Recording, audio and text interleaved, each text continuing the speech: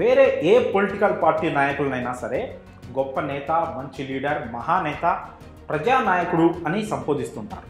కానీ ఒక్క ఎర్ర జెండా పార్టీ నాయకులను మాత్రం కమ్యూనిస్ట్ యోధులు అని అంటారు. ఎందుకంటే వారి సిద్ధాంతం, వారి జీవితం, వారి ఉనికి అంతా పోరాటమే. ప్రజా సమస్యలపై నిత్యం పోరాటం చేసే యోధులు కమ్యూనిస్టులు. కానీ ఇప్పుడు అదంతా లేదు. కమ్యూనిజం మసకబారింది, కమ్యూనిస్టులు మారిపోయారనే విమర్శలు కూడా ఉన్నాయి.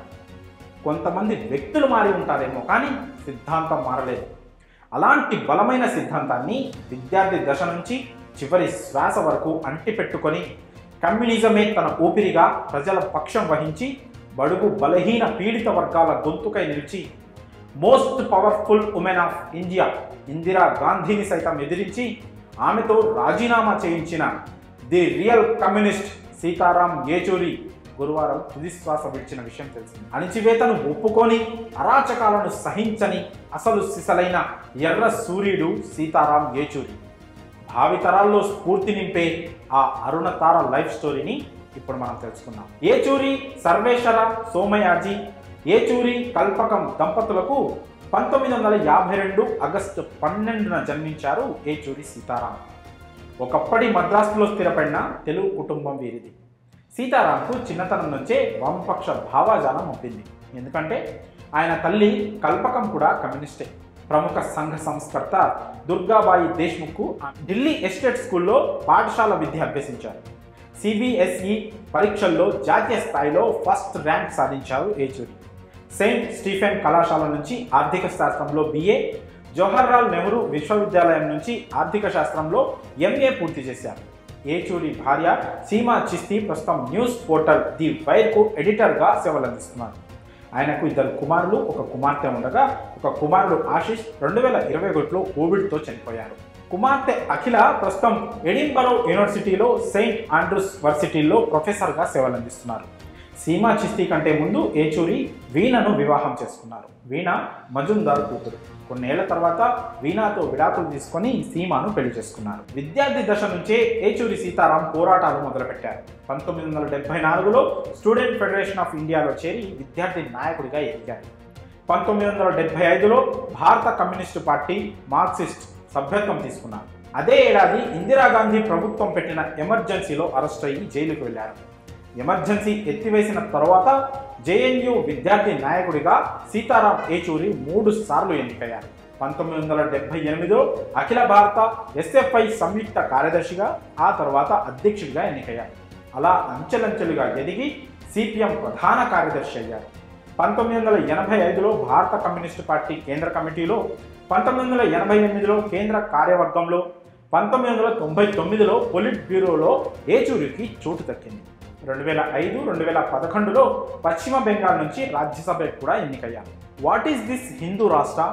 Pseudo Hinduism exposed, caste and class in Indian politics today, oil fuel deficit or cess fuel deficit వంటి పుస్తకాలు రచించారు.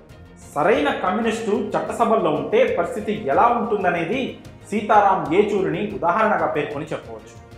విద్యార్థి దశ నుంచి ఎంతటి వారితోనైనా భయం లేకుండా మాట్లాడేవారు.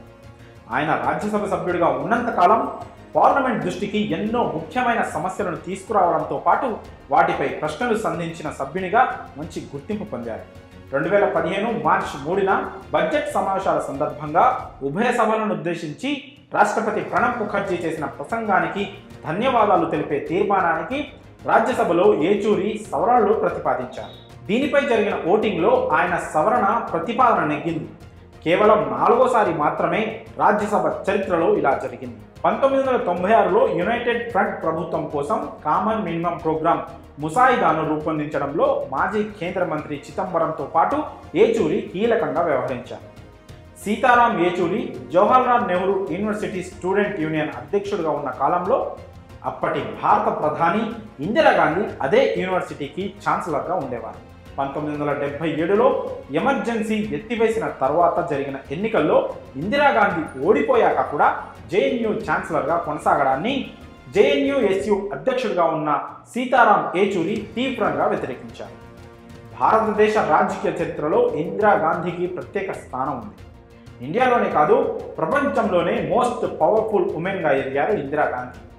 అలాంటి వ్యక్తి ఇంటి ముందు ధర్నా చేసి ఆమె జేఎన్యూ ఛాన్సలర్గా తప్పుకోవాలని డిమాండ్ చేశారు యేచూరి. వందలాది మంది విద్యార్థులతో కలిసి నిరసనకు దిగారు. తన ఇంటి ముందు ధర్నాకు దిగిన జేఎన్యూ విద్యార్థులతో ఇందిరాగాంధీ స్వయంగా వచ్చి మాట్లాడారు. ఆ సమయంలో జేఎన్యూ ఛాన్సలర్గా కొనసాగేందుకు ఇందిరాగాంధీ ఎందుకు అనర్హురాలో, ఆమె ఎందుకు ఆ పదవికి రాజీనామా చేయాలో వివరిస్తూ ఒక మెమొరాండంను ఇందిరాగాంధీకి చదివి వినిపించారు సీతారాం యేచూరి.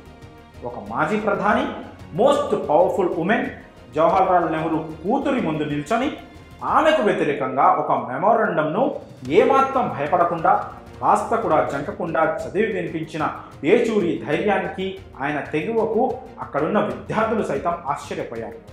అది జరిగిన కొద్ది రోజులకే ఇందిరాగాంధీ జేఎన్యూ ఛాన్సలర్ పదవికి రాజీనామా చేశారు. బతికినంత కాలం ప్రజల పక్షం వహించిన యేచూరి చావు తర్వాత కూడా ఈ దేశ ప్రజలకే ఉపయోగపడనున్నారు.